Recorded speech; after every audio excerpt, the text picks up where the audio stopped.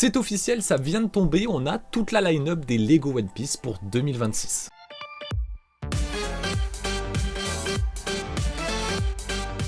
Petite parenthèse avant de commencer, ça fait quand même bizarre quand t'as rien foutu sur YouTube depuis 5 mois. Tu reviens juste avec une vidéo en disant « Salut, je vous informe des nouveautés Lego One Piece » alors que ma communauté est pas du tout à la base habituée à ça. Mais sachez qu'en tout cas, les Lego, c'est une grosse partie de ma vie, dans mes passions, que ce soit le manga, comme certains ont pu me connaître avec ça. J'ai envie d'en parler, c'est pour ça que je vais me permettre de tenter des choses. Comme aujourd'hui, cette vidéo News One Piece et on va en parler tout de suite. Et on peut dire en tout cas que 2026 sera une année chargée pour Lego One Piece parce qu'on n'a pas moins de 6 sets Lego qui débarquent. En vrai d'ailleurs, j'ai une petite théorie perso, je pense qu'on aura aussi probablement des surprises. Je pense pas que ça sera la seule chose qu'on aura sur Lego One Piece. En plus, ils ont annoncé une série là qui arrivera en septembre sur Netflix. Ça sort de nulle part. On aura pourquoi pas un jeu vidéo Lego One Piece plus tard, franchement, moi je prends. Faisons la review du coup des nouveautés Lego One Piece qui ont été annoncées et qui vont débarquer en août. Tout d'abord, on a le 75-642 qui va reprendre, tout est basé sur la saison 2 du live action Netflix, ça va reprendre la bataille contre Smoker et je suis pas convaincu. Je sais pas ce que vous pensez de ce rendu là, en tout cas on va avoir voilà, des bâtiments en arrière-plan, la moto de Smoker et une petite line-up de figurines qui fait un peu plaisir, dont notamment le Smoker. On a aussi Dragon qui, je sais pas, j'ai du mal avec la figurine, je la trouve un peu cheap, si je me permets les termes. Après on a un Luffy et un Sanji classique, et le tout voilà pour une mise en scène de bataille.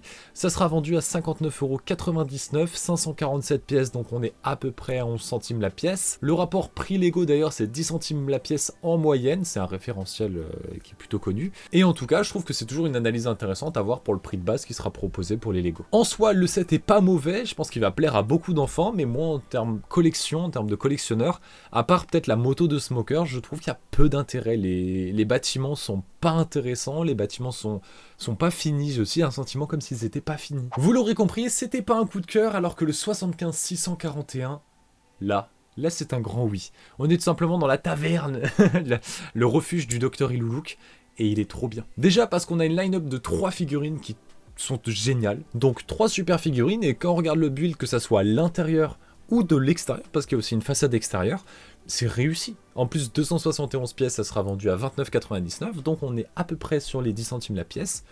C'est validé. On va passer à la référence 75-645, le château de Drum, où là j'ai une analyse un peu différente, parce que en soi, le château est beau, enfin ils ont bien réussi franchement le château de Drum.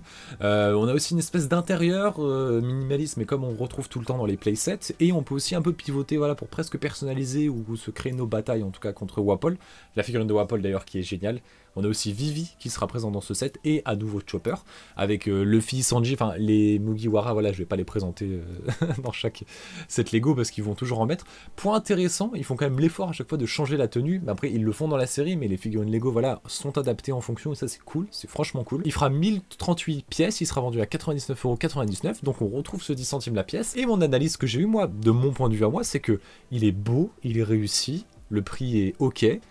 Mais est-ce que j'ai envie d'avoir le château de Drum? C'est ça en fait mon souci avec ce set. C'est qu'il est très beau, mais j'ai pas forcément envie d'avoir le château de Drum et de mettre surtout 100 balles pour avoir le château de Drum. Alors que là, mettre 79,99€ dans le set 75-644 qui reprend la bataille de Little Garden, regardez-moi ce visuel, là ça me parle à fond. Là ça me dit, là ça me plaît. Globalement le build c'est les géants. Où on a aussi une reproduction minimaliste du gâteau à côté, c'est sympa. Mais voilà, le build des géants est trop drôle.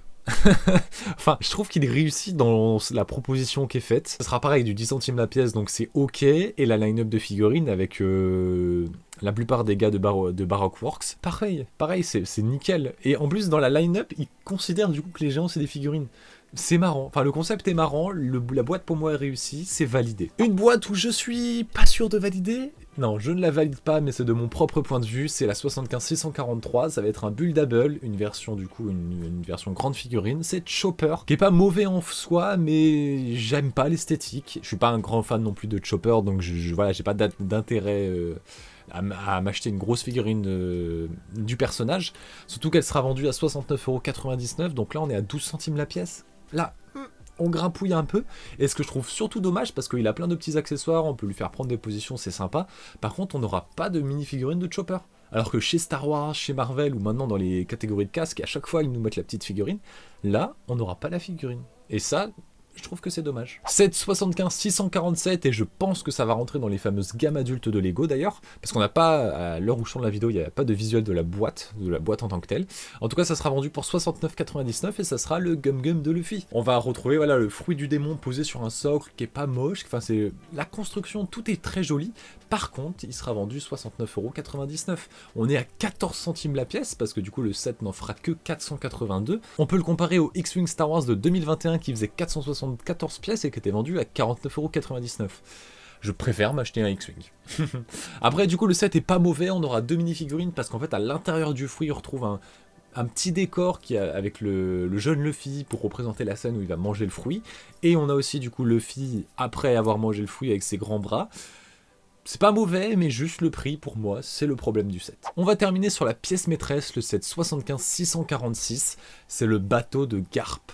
Et là, on peut dire qu'il est réussi. C'était mon coup de cœur l'année dernière, le bateau de le Vogue Mary, le bateau c'était vraiment la pièce la plus réussie, et encore une fois ils vont nous faire un bateau, peut-être que chaque année ils nous feront un bateau, franchement ça pourrait être cool, et là en tout cas on aura 1705 pièces, donc plus de pièces que dans le Vogue Mary, et il sera vendu pour 169,99 €, donc 10 centimes la pièce. La line-up de figurines, on va en retrouver 8, des figurines qu'on connaît déjà, d'autres qui seront peut-être des doublons par rapport au Barati, je pense notamment à Kobe, mais surtout on aura Tashigi et Nico Robin. Et ça c'est vraiment cool. Et voilà, pour l'instant les annonces s'arrêtent là, c'est tout ce qui a été annoncé pour Lego One Piece qui vont arriver en août. Dites-moi dans les commentaires qu'est-ce qui vous intéresse, qu'est-ce que vous avez retenu, et surtout, vu que c'est la première vidéo retour 2026 où je vais tenter des formats, je suis preneur de plein de retours. Est-ce que le côté je valide les sets dans mes reviews, ça vous plaît?